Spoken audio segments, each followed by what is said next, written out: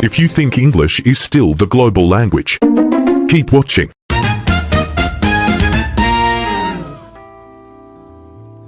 English is the global language, right? Everyone speaks it. Everywhere you go, from New York to Tokyo, right? Wrong! English may be popular, but it's definitely not the only game in town. And it's not as dominant as you might think.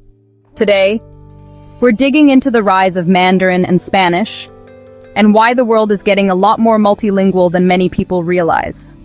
You might even need to dust off that Spanish dictionary after this one. So, here's the thing. There's this widespread belief that English is the global language of business, travel, entertainment, and well, everything. But that's just not true anymore. It's time to bust that myth. Let's talk numbers.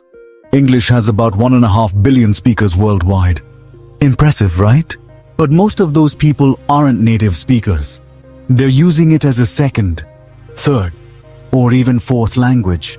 Now, compare that to Mandarin Chinese. It's the native language of about 1 billion people. That's 2.5 times the population of the United States speaking one language natively. And it's growing. Mandarin isn't just dominating China. It's becoming crucial in global business, especially across Asia and Africa. China's economic influence is skyrocketing.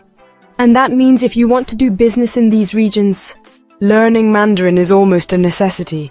And for those of you thinking, Mandarin's just a passing trend, well, I hate to break it to you.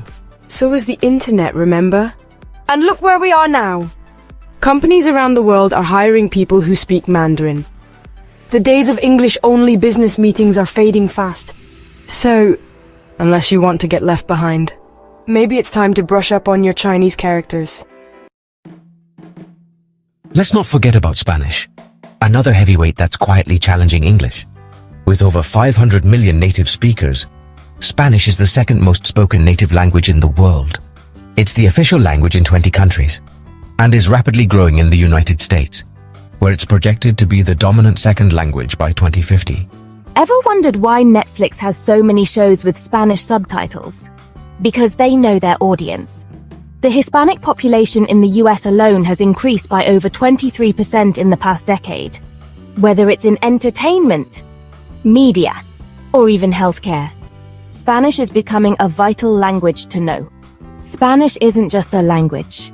It's a culture, a movement, and it's one that's getting harder to ignore. Fun fact, there are more Spanish speakers in the US than in Spain itself. That's right, mi gente is taking over. Now, I'm not saying English is dying. Far from it. It's still the international language of aviation, diplomacy, and a bunch of other fields. But it's facing competition from all sides. English is evolving into a tool people use to get by, not necessarily a marker of global dominance. More and more, people are becoming bilingual or multilingual. In the European Union alone, over 60% of people speak 2 or more languages. Why stick to one when you can speak several? And English is just one option among many. So, what's the takeaway?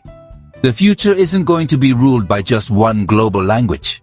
The rise of Mandarin and Spanish is proof that we're moving toward a more multilingual world.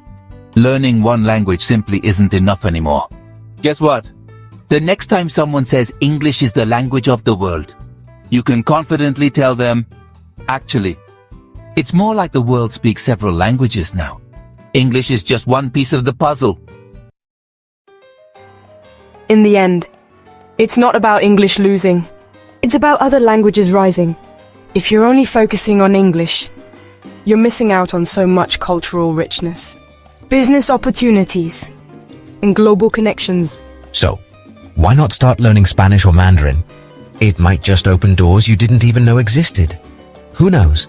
In a few years, we might all be greeting each other with a little ni hao or hola. Hasta luego.